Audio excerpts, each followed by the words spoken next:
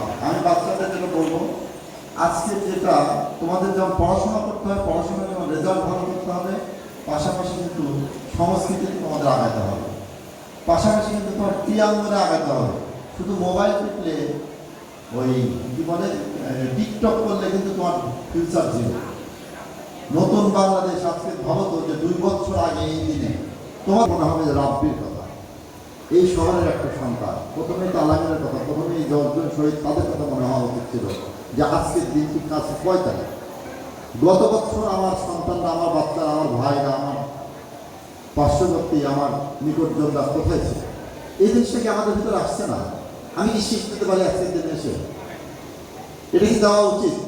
আমি কেমন শিক্ষক হলাম যে বাচ্চাদের নিয়ে আসলাম অনুষ্ঠানে, আমি শুধুমাত্র আমি কি নাস্তা খাওয়ার জন্য নিয়ে আসছি, না শুধু হাজিরা দেওয়ার জন্য নিয়ে আসছি? আমি কেন শিখাতে পারলাম না যে আজকের অনুষ্ঠানটা কিসের অনুষ্ঠান, গানগুলি কিসের গান?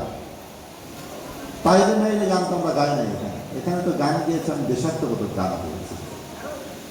এটা তো আমার অনেক আগে মুখস্থ, আমি গান গাইতে পারি না, কিন্তু আমি প্রত্যেকটা লাইনে আমি প্রথম দিয়েছি।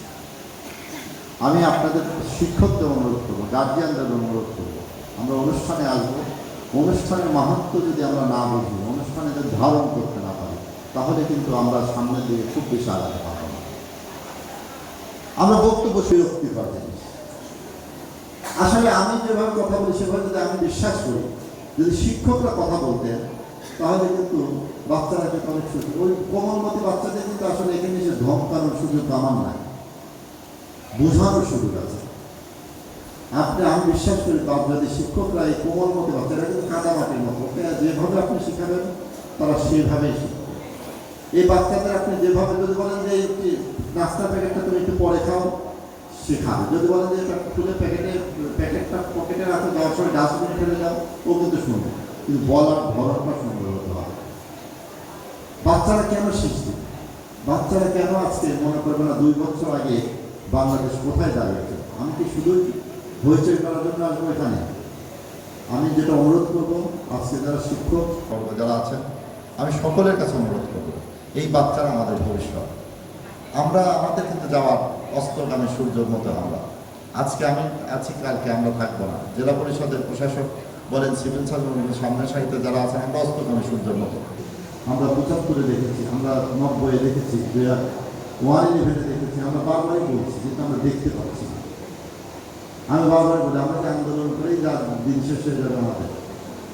এই বাচ্চারাই কিন্তু আমাদের সত্যিকারের যদি দেশ দেখায়, সত্যিকারের ভালো কিছু দেখায়, এই বাচ্চাদের আমাদের মানুষ করতে হবে।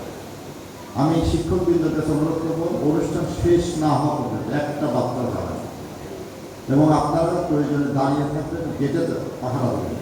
বাচ্চাদের শোনেন, কুইনিন ট্যাবলেট আছে না, প্যারাসিটামল ট্যাবলেট, ওরা মিষ্টি খেতে চায়, কিন্তু প্যারাসিটামল ট্যাবলেট খেতে চায় না। জোর করে গলার মধ্যে ঢুকিয়ে দেয় নাই আমাদের। বসন্ত হলে নিম পাতা করে খাওয়াইছে না। নিম পাতা কিন্তু তিতা, কিন্তু নিম পাতাতেই আপনার রোগ সারা। জোর করে হলে পড়লে আপনারা বাচ্চাদের গান শোনাবেন।